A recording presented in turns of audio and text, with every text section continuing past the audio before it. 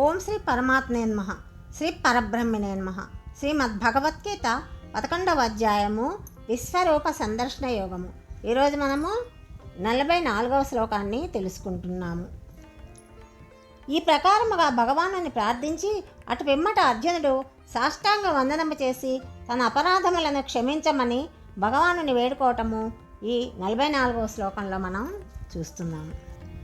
తస్మాత్ ప్రణమ్య ప్రణిధాయ కాయం ప్రసాదయే త్వాం అహమేష మేఢ్యం పితేవ పుత్రస్య సఖేవ సఖ్యుః ప్రియ ప్రియాయార్హరసి దేవ సోఢుం.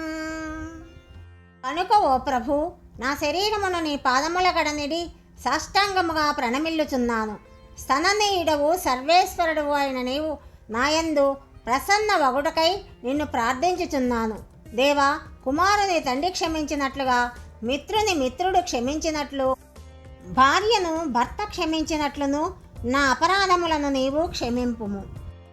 అందువలన నేను శరీరమును భూమిపై సాష్టాంగముగా పడవేచి నమస్కరించి ఈశ్వరుడును స్తుతింపదగిన వాడవును అగు నిన్ను అనుగ్రహింపమని వేడుకొనుచున్నాను. దేవా, కుమారుని అపరాధములను తండ్రి వలె, స్నేహితుని అపరాధములను స్నేహితుడి వలె, ప్రియురాలి అపరాధములను ప్రియుడు వలె నా ఒక్క అపరాధములను కూడా నీవు క్షమింపుమని భగవానునితో అర్జునుడు వేడుకుంటున్నాడు. ప్రణిధాయ కాయన్ అంటే పెద్దలకెట్లు నమస్కరించాలో ఆ పద్ధతి ఇక్కడ చక్కగా తెలుపబడింది.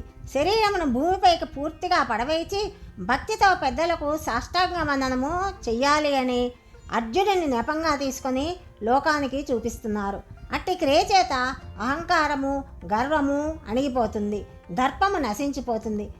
కనుకనే హిందూ మత సంప్రదాయమున సాష్టాంగ వందన పద్ధతిని ప్రవేశపెట్టబడింది. దాని చేత పెద్దల అనుగ్రహానికి మనిషి పాత్రుడు కాగలుగుతాడు. అర్జునుడు ఆ ప్రకారమే చేసి భగవంతుని అనుగ్రహాన్ని పొందగలిగాడు. విశ్వామిత్రుడు ఆ ప్రకారమే చేసి వశిష్ఠుని చేత బ్రహ్మర్షి అని అనిపించుకున్నాడు.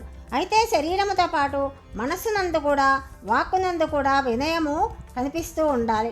అప్పుడు త్రికరణములతోనూ దైవమును పెద్దలను సేవించినట్లుగా అవుతుంది. తన తప్పులను క్షమించమని అర్జునుడు భగవానుని వినయముతో కూడిన వాడే ప్రార్థించాడు. నిర్మల భక్తితో ప్రార్థనలు చేసినప్పుడు భగవానుడు తప్పక మన్నిస్తాడని మనకి శ్లోకంలో తెలుస్తున్నది. అయితే పరమాత్మ ఎలాంటివాడు? సర్వలోకములకును ఈశుడు. ఆయన ప్రభువు, సర్వుల చేత స్తుతింపదగినవాడు.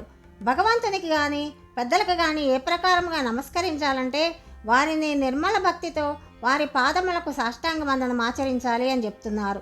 విశ్వరూపమును చూసి భయకంపితుడైన అర్జునుడు తిరిగి సౌమ్య రూపమును చూపేలాగా భగవంతుని ప్రార్థించటము తదుపరి 45వ శ్లోకంలో మనము తెలుసుకుందాం. సర్వం శ్రీకృష్ణార్పణమస్తు.